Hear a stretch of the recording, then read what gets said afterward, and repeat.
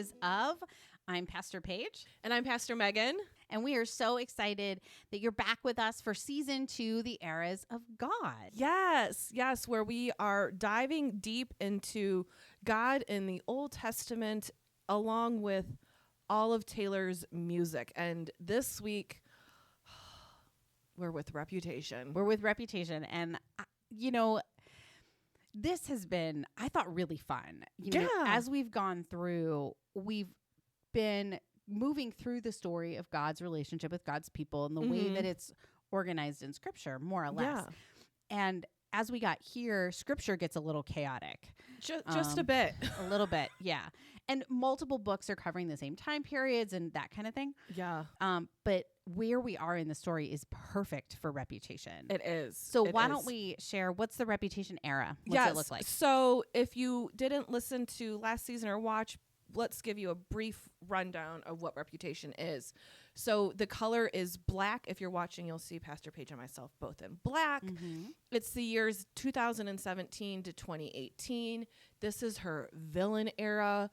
There was snakes everywhere. This is right before she deleted everything off of her social media. It was wiped clean, and then just cryptic things came back out with snakes because everyone called her a snake. So as Taylor does, she leaned into it. This is a revenge album. You can hear it in a lot of the songs. You hear sort of her finally stepping into her own. I think we get a lot of it in 1989, but more so in Reputation of her just sort of being, F it. You're going to say I'm going to do these things. I am going to lean hard and call out people. Right. Well, and it's almost like Blank Space as a whole album, right? Because Blank Space was sort of a, well, this is who you guys say that I am. Mm-hmm. And so there you go. Yeah. Here's the song. Yeah. And so this leaned into that. And I think that had to be cleansing. It had to be really, really healthy for her to let some of that out. Yes. And I think Paige and I can both agree this is the re-record we cannot wait for. Mainly because I feel like, we got maybe 8 or 10 extra songs on Red. Mm-hmm. I'm guessing we're going to get that much, if not more, on Reputation. I think we're going to get a lot because I feel like this is her last album she did with her first record company. And I feel like when she went in and said, hey, I have 30 songs for this album, they were probably like, we'll give you 12. Yeah. Or 13, however many it is. And these are the ones they have to be because otherwise there's going to be issues. Right. And I think that is sort of when she was probably like, it's time to find someone else. Well, right. And there were issues around ownership of her masters, right? Yes. Like that is what all led to all the re-records. So this is her last one with the previous record label. Big Machine. And I'm hoping it's her next re-record. We'll see. I mean, her last one and her first one, that's what we're waiting for. Yes. And if we're looking at the pattern of what she's done, it's been 2 re-records, new album, 2 re-records, new album. Do we start the pattern again? Well, do we have 2 re-records coming after we get Torture Poets Department? I think it also depends on the tour, right? Like exactly. The fact that she's doing all of this while on tour, I know, is insane. I saw a post. I can't remember if we talked about it, that somebody described her as the Antichrist. Oh yeah, I roll. I've seen it float around social media so much. And that she's the Antichrist, and that somebody's response was, she's on a world tour and she's releasing an album. Must she do everything? And it's, hilarious. Yes. In a future season, we'll talk to you guys about what the Antichrist is, what that means. Yeah. And certainly from our perspective as people who read the Bible as a series of stories that inform us about who God is and how God behaves. Yeah. And less like as a predictive thing. Yeah. Which is important because today we're going to get to the prophet. Yes. And there's a lot that... this album actually in a lot of ways is prophetic. Yeah. I think, right? Yeah. She is calling people out for their crap. But before we get there... Yes, because that's going to be so much fun to deep dive into that. Right? I can't wait. Right? We need to talk about the verses that we both chose Yeah. for this. So what was yours? What was your line in one of her songs that describes your relationship and your understanding of God? So Reputation was hard to try and find those songs, especially when we know what this album is about and who it was sort of written for. So it was sort of like I'm not really in my revenge era with God. So finding one of the love songs that's on there to sort of see where maybe that would fit. And the one I settled on is Call It What You Want To. Okay. But it's specifically the line, I want to wear his initial on a chain round my neck, chain round my neck. Not because he owns me, but because he really knows me, which is more than they can say. One of the first pieces of jewelry I got from my grandfather was my cross. Okay. And to me, that's wearing God's initial around your neck is your cross, or whatever you might wear to represent your faith, whether it's, a Jewish star or, whatever else might be. I don't wear my cross as much anymore just because I'm a pastor. It's, it seems almost too cliche sometimes to wear it, but I do wear a collar most Sundays. So that's, another way to show who I am. But then I also, and I'll make sure to post this on our social media account. When I was in Jerusalem a year and some change ago, at the end, you can get a pilgrimage tattoo. And one of the things I knew I was going to get, it was going to be my next tattoo, is the Jerusalem cross. Okay. And there's a lot of different meaning to it. And there are two that I really stuck with. And the first is, so it's a big cross, then with 4 little crosses in the empty space. And it's more of a square than a rectangle. Yes. So legend has it that the middle cross, the big cross, is Jesus. Okay. And then the 4 smaller crosses are the Gospels. Okay. And so that's one. And I was like, okay, well, Jesus is at the center of my life. God is at the center of my life. But then also the Gospels are what I'm supposed to teach as a pastor. But then also the other version is that the middle cross is still Jesus. But then the 4 crosses, the 4 smaller crosses, are the 4 corners of the world where you're supposed to take the good news. And as I was telling Mom that this is what I was thinking of getting, I was telling her, well, this is one of the meetings. And she's like, you realize once you go to Israel, you've been to the 4 corners of the world. Right. And I was like, wait, what? So I've been lucky enough to go to Africa.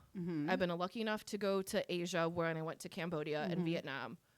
I live in the United States, and this is where I teach. This is where I preach. This is where I'm a pastor. And I've been to Europe. But you can also count the Middle East now in there as well with Israel. So I was like, well, I've taken the gospel to those places. So that's my chain around my neck, but now it's with me forever. So that's, and for me, I know there are many people that know me, but there's no one that knows me like God knows me. So it's, because he really knows me, which is more than they can say. Right. So that was my long story, my long story short. Right. For Call It What You Want To. Well, and I got a tattoo in Israel as well. And mine is a symbol of the Trinity, the triquetra. So it's not a traditional one that this tattoo shop, they've been doing tattoos for 900 years. Yeah, since the 1300s. And they're the oldest tattoo shop in the world. Right. And I was the first group from our annual conference to start that trend. We were the first ones. I'm such a hipster, right? We had a great time doing it, though. Yeah. So that idea, right, of God knowing us is actually part of why I picked what I did. Yeah. I love your line too. I really struggled with that. Yes, it was really hard. It was so easy for me to find the line for later. Yes. So easy. But this one, because I may have changed mine today. Oh, did you? I was re-listening to it while you were doing things. Well, and I changed mine earlier, right? We've changed them multiple times. Right. But I realized some of this comes from the covenant in Jeremiah 31. Mm-hmm. He's a prophet. I'm sure we'll come back to this. Oh, we will. But there's a covenant where God said he's going to engrave the commandments on our souls, right? On our hearts. Yeah. And so we were listening to Endgame, and I realized that there's this great line. It says, I can't let you go. Your handprints on my soul. And then later in that verse, it says, you've been calling my bluff on all my usual tricks. Oh, that fits so well with all of your other ones you've picked so far this season too. Yeah. So this idea that God is right there, God's handprint is on us. I said earlier today in our Bible study, we lead a Bible study together. Surprise. I know, it's shocking. Shocking. That, we've got God's love engraved on our hearts, but we also have the spark of God within us, right? Like the image of God. God is a part of who we are, right? And so I just loved that idea. But then also, you've been calling my bluff on my usual tricks. Is this idea like we can try to pull one over on God? Ha, ha, ha. God knows who we are, like you said. And so I think they actually go really well together. They do. They do. Yeah. Yeah. So we are continuing in the story of God's relationship with their people. Yes. And where we left off last week was in the kingdom. And we talked a lot about King David. Yes, and his son. I think we started to introduce you guys to his son Solomon. I think we did. God appoints David to be king. Anoints him. That's the word. Yes. And that's the way God appoints. Right. With oil and all such things. He becomes king. He does his thing. God makes a promise to him that his line will rule forever. Yeah. And the next king of Israel is his son. And it's his son Solomon. Solomon's mother is Bathsheba. We told you that story a little bit last time. That's a story that makes me, I hate that story. And it's a story that's important to the history of these people. And it's important actually too because it shows God's response to a man taking advantage of a woman that way, right? Yes. Like, whew. That's very reputation coded. Right? Isn't it? Yes. Well, maybe we know where Bathsheba fits later. Yes. So we're gonna talk a little bit about the kings, and then we're gonna talk about the prophets who are in parallel with the kings. So we talked about Nathan last week. Yes. He was the prophet that talked to David.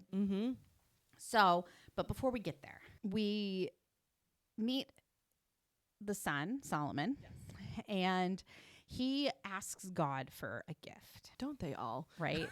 As soon as they get any power. Blessing, right? And Solomon asks to be made wise. And so that's where the tradition comes that Solomon is the writer of Proverbs. And so Solomon was thought of and known as a wise king.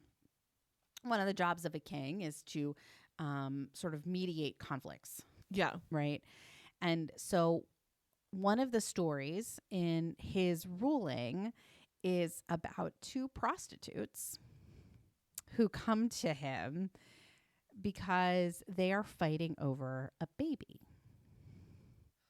It's always the children that are involved. Right. And so it goes that Solomon offers them this advice. He says to them, well, cut the baby in half and you can each have half the baby. Y'all, I know that sounds awful. Yeah. And based on the women's reactions, Solomon knows which one is the mother. Yeah. Yeah. That's an important part of the story is that they were both fighting over because they were both claiming the baby as their own. Yes. Yeah. Yeah. So I thought about that story with So It Goes, where it talks about cut me into pieces, which I know was it's an image of magicians, but that was one story. There is another story where somebody gets cut up. It's terrible. Yeah. But it happens earlier. So we're going to rewind quickly to Judges 19. Yes. Where somebody, and I forget the guy's name, but he takes another prostitute and cuts her into 12 pieces and like ships them around the world. Oh, okay. So the album Reputation has this inspiration from Game of Thrones. right? Yes, it does. She talks about that. I feel like the Bible has got some Game of Thrones kind of garbage in it. And that's one of them, right? Oh, yeah. Yeah. I definitely, whoever wrote Game of Thrones definitely was reading his Bible. Right? Or something. Yeah. So, what were some of yours? You had a couple that so tied to the kings. Yes. So the first one was God claiming Israel as their king, as so looked at King of My Heart, very much I just love that song to begin with. So we're looking at 1 Samuel chapter 8 with that. So that was where I went with that. Do you have more to add to that story, Paige? Yeah. I mean, the people, we shared this several weeks ago, right? The people cry out for a king. Yes. Like, yes. God, everybody else has one. Why can't we? Yeah. And God's like, well, I'm your king. Right. And, I am the king of your heart. Yeah. So I think it's a good tie. It is because, Solomon wants all of these things and he's now king. Right. But everybody's like, but we want more. Right. Or we want someone else, or he's not good enough. And Solomon just is part of a lot of these stories, both the good and the bad. Right. Well, so the other song that we both gave some things to was Endgame. Yes. And Endgame has this whole piece where it's big reputation. You and me would be a big conversation. Yes. And one of the things I thought about there was this visit that's documented in 1 Kings chapter 10, where the Queen of Sheba comes and meets Solomon. And there's this report about everything she sees there. And the reason generally that a queen would visit the king of another country is like, are they a match? Yeah. And if Solomon and the Queen of Sheba had gotten together, like, that'd be a big conversation. Yes. They did not, because she was smarter than that. Yeah. And so she just gave him a whole bunch of stuff. Right. Instead. And was like, peace. Yeah. Going back where I'm in charge. This looks like it's going to be real bad. So I'm going to leave now. Ooh, yeah. And it got real bad. It did get real bad. Real bad. Yeah. Real quick. Well, and so the next several books, right, talk about the kings. Yes. And I kept thinking about these kings. The kingdom splits in half. Yes. We have the North Kingdom and the South Kingdom. Yep. And the Northern Kingdom has kings who aren't of David's line. Correct. The Southern Kingdom continue in this line of David. Yes. But then Kings, 2 Kings, and then 1st and 2nd Chronicles, they overlap. But they tell the stories of each of these different kings, both of Israel, the Northern Kingdom, and Judea, or Judah, the Southern Kingdom. Yeah. And half the kings are awesome. Yeah. And half the kings, it says, and they did evil in the Lord's eyes. Yeah. Because they did something bad. Real bad. Right? I kept thinking about them. Every time I heard I did something bad, I was like, ooh, all those kings, they did something bad. Yes. It's like they did good and then they did bad. So God took things away.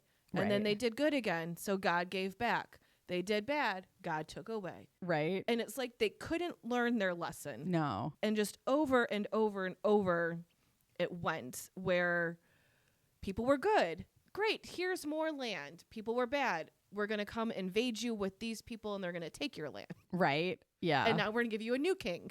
Right. I mean, and it's such an interesting thing. And yet.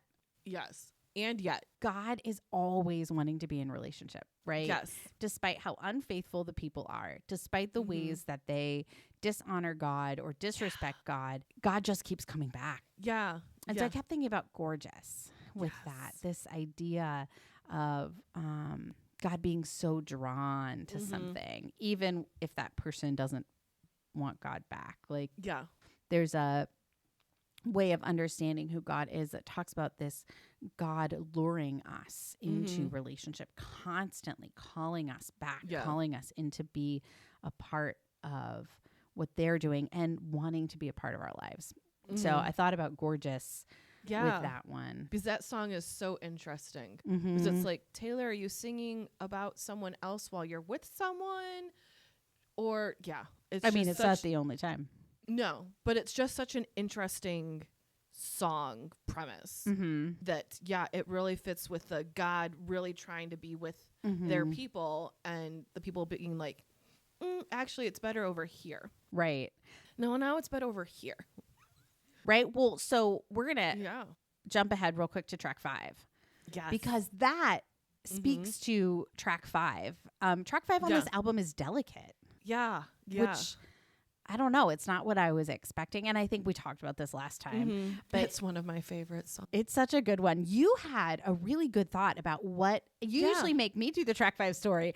But y'all, Megan had the track 5 story. So Yay. what was your track 5 with delicate? As we mentioned earlier, King Solomon is in rule right now.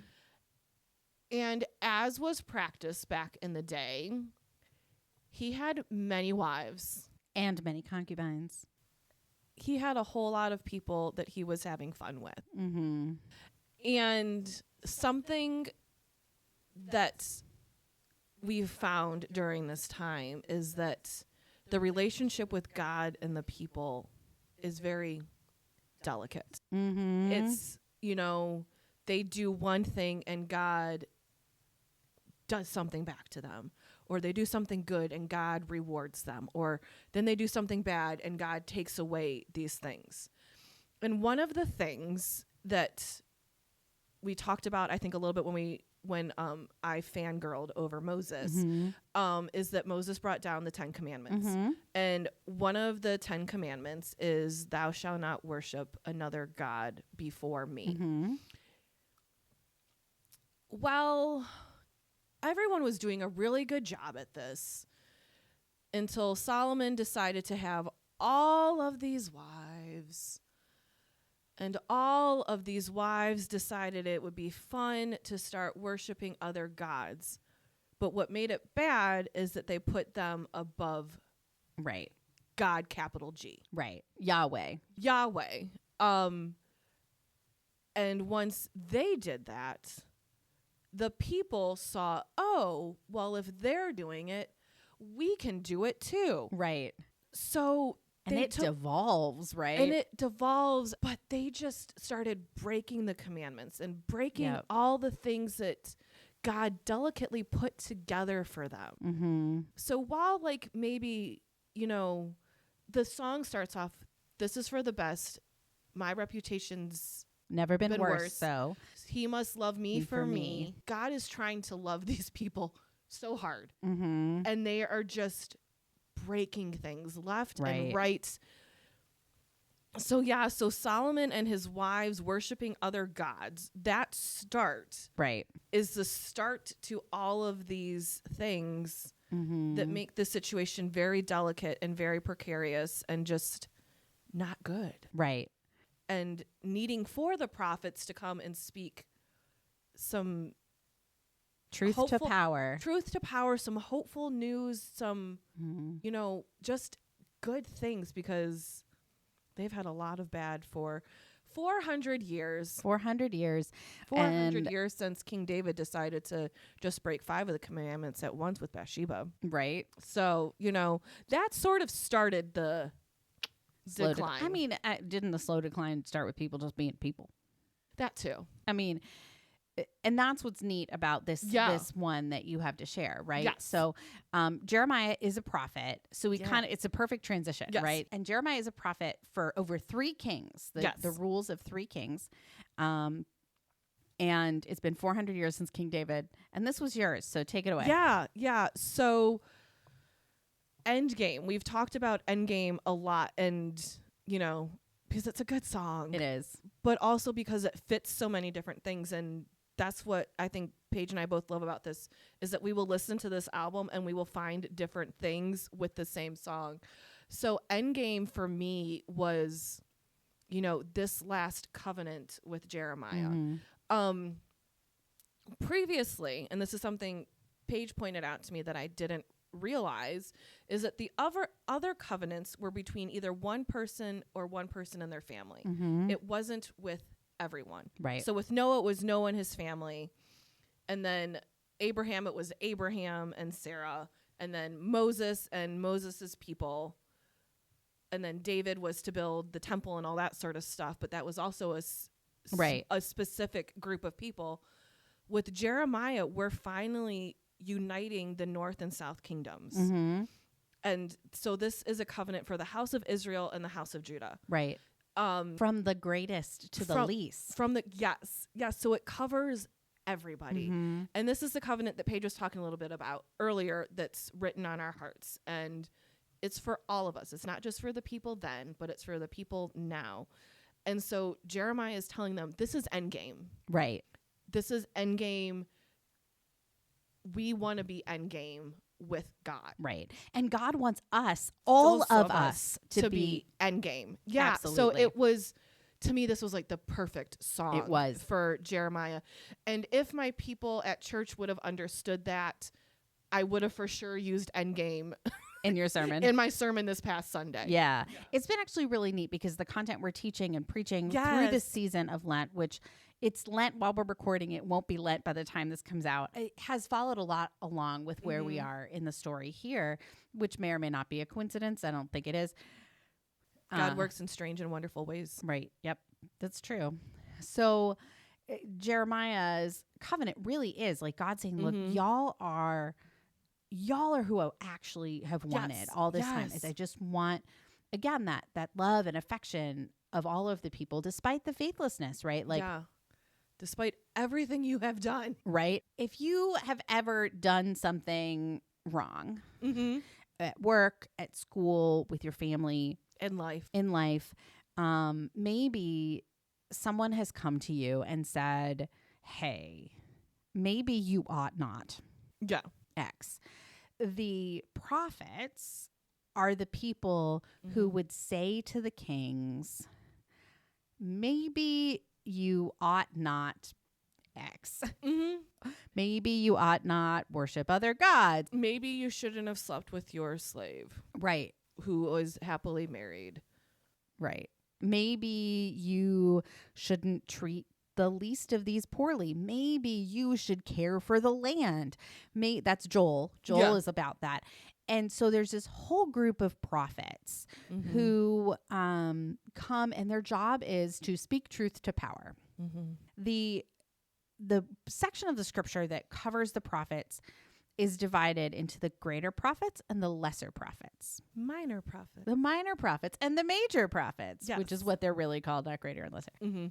Now, this isn't they're unimportant and they're important. It's actually just the length of their books. Yeah. Isaiah, Jeremiah, and Ezekiel. That's right, because he saw the wheel. He did see the wheel, are the major prophets, which just means really they wrote a lot more. Yeah. And Isaiah was actually written over like hundreds of years. Yeah. Isaiah is in 3 parts. Yes. And then we have the minor prophets, which Daniel, Hosea, Daniel's not a prophet. Daniel's a writing. Yes. We'll talk about that in a little bit. Hosea, Joel, Amos, Obadiah, Jonah is counted in the prophets, but also really a writing. Micah, Nahum, Habakkuk, Zephaniah, Haggai, Zechariah, and Malachi. Yes. So through to the end of the Old Testament Hebrew Bible. Right. So the prophetic books overlap with the books about the kings and Chronicles, and then Ezra and Nehemiah. Yes. And the prophets they had an important job. Some of them had access to the king. Yes. And they could go to the king and say, maybe you should stop, whatever. Yeah. Some of them didn't have access to the king. And so they would do things out in the public square or in their circles of influence, again, saying, maybe we ought not be unfaithful or whatever. But sometimes the prophets would do just absolute wackadoo crazy things. Like one example is in Jeremiah where God tells Jeremiah to get a loincloth, don't wash it, wear it, go to the water, take it off and hide it in the reeds. And then you'll come back and it'll be gone. And that this was a symbol of the people's faithlessness. Yeah, just some very strange things. Right. And these are prophetic actions, right? Yes, yes. And sometimes they describe visions they have of how God is going to respond. Yeah. And so I kept thinking about that with Don't Blame Me. Yeah. Right? Yeah. Like, don't blame me. God made, like God made me do that. God made me do that. Yeah. And there's this image, and don't blame me, about, drugs. My love is my drug, I think is the line. Yes. And when I heard it, as we were thinking about this, I actually thought of my Doctrine of God professor when I was in seminary, who one time said, well, I mean, Christians, people of faith, you don't need drugs to have a, crazy experience. You have prayer. You can pray your way into a psychedelic experience. Oh, my goodness. And I mean, if you've ever read the Mystics, and we'll probably talk about them in another season, they do have some prayer visions. Yeah. And maybe you, listener, has had a interesting experience of God in prayer. Yeah. I don't know. I mean, I have. Yeah. Nothing Same. like, coal on my lips or a loincloth down by the river. But no, but have definitely been like, oh, wow, that's how you're going to answer that prayer. Right? Like, why did I picture that? Why is that image? Yeah, how is that going to make sense? Oh, wait, now it does. Right? Yes. Yeah. So you actually had a verse that is one of these prophetic visions. Yeah. Right? From Daniel. Yeah. So this story came to me as I was scrolling the old Instagram. It's the story of Shadrach, Meshach, and Abednego. Yes. Abednego. Okay. It was a VBS story several years ago. Yeah. And I preached about it. And so I kept having to pronounce it. It's Abednego. And so the king at this time made a huge statue for himself and told all of the people that they needed to pray to it or to go and pay homage to it and just worship at its feet. Not like God as king, but king as God. Okay. Yes. And Nebuchadnezzar. Yeah. Yes. And so, and then he told all of his soldiers, if you see someone not paying respect to my likeness, throw him in the pit of fire. Cool. And so, or not cool. Hot. Right. So these three gentlemen, Shadrach, Meshach, and Abednego. Yes. Are strolling along and they walk right past the huge thing because they know they're not supposed to put any other god above their God. Yep. And the king didn't like that. The soldiers didn't like that. And so the three of them get brought in front of the king, and the king goes, well, you guys won't even acknowledge who I am and how great I am and how wonderful I am. I'm better than God. And they were like, well, no, God's the best. Right. And so he's like, okay, throw him in the pit. Mm-hmm. The fiery furnace. The fiery furnace. Yeah. And so the three of them go into the fiery furnace and they are praying, and one of the soldiers checks in on them to see how burned up they are. The Bible is terrible, God. Especially in these prophetic stories, they're just crazy. They take a point and they just sort of like blow it out of proportion. Right. It sort of in a fiery furnace. Yeah, it sort of reminds me of like the parables that we talked about last season of where it's like, really, Jesus, you took it one step too far. Right. Yep. This story is like 6 steps too far. Right.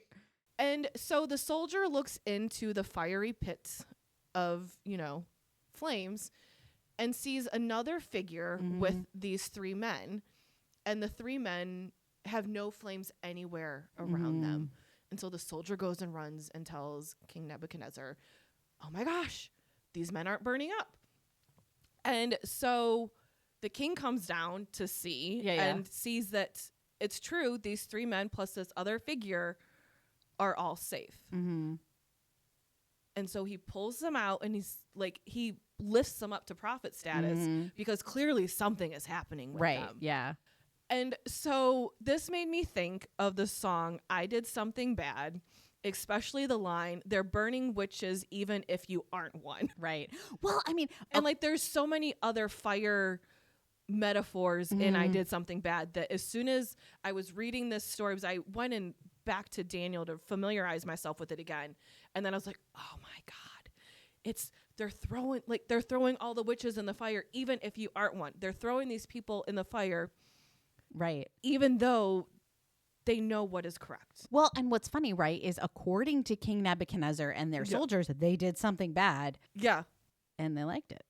Yes. Right? Yeah. Like, yeah. I think that's a great example. And, you know, Daniel is one, he's full of these like, he is bizarre stories. You know, also we get Daniel in the lion's den. We'll probably get that at some point too. So, the prophets are, alternatively bizarro and beautiful, right? Yes. One of the prophets has this whole thing around marries a prostitute, but she doesn't. Her name is Gomer. This is Hosea. Gomer doesn't stop prostituting. And the example is the Israelites are married to God who is ever faithful.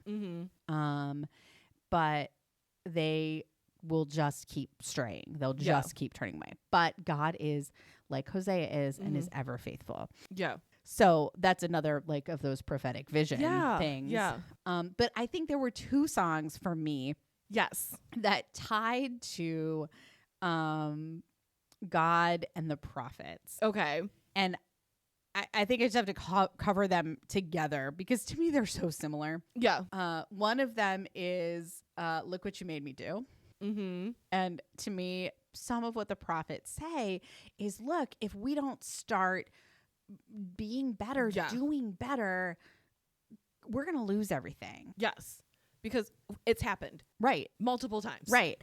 And in the end, the way that they understood God and they understood the workings of the world was that because they never got better, God took their nation away. Right. So God would say, look what you made me do. Yep. Look what you made me do. But also, this is why we can't have nice things. Yes. Like, yes. I think that so much they're like, especially once the people are taken away from the nations are taken apart, the people are taken away from their homeland into a time called the exile. Yeah. Which we've talked a little bit about. That they're like, this is why we can't have nice things. Yeah. Yeah. We did all the things. We did all the bad things. Right. And, you know, the bad things that the people did were things like worshiping other gods and treating poorly women and the poorest among them and children and not caring for the land. Yeah. I mean, the over farming, over exerting the land which God had entrusted to their care. And so God was like, I mean, I have to take them away.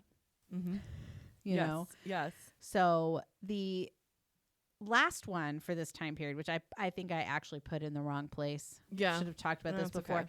We mentioned that the people continue, the kings and the people do bad things. They don't listen. They don't listen to the prophets. They don't. They don't listen to the prophets. So they get taken away.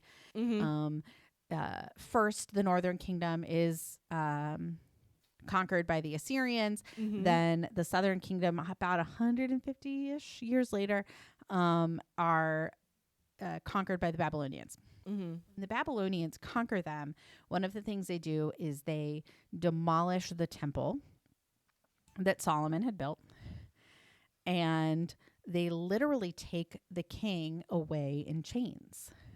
And so I kept thinking, when I was listening to Call It What You Want, the first lines are, my castle crumbled overnight. I brought a knife to a gunfight.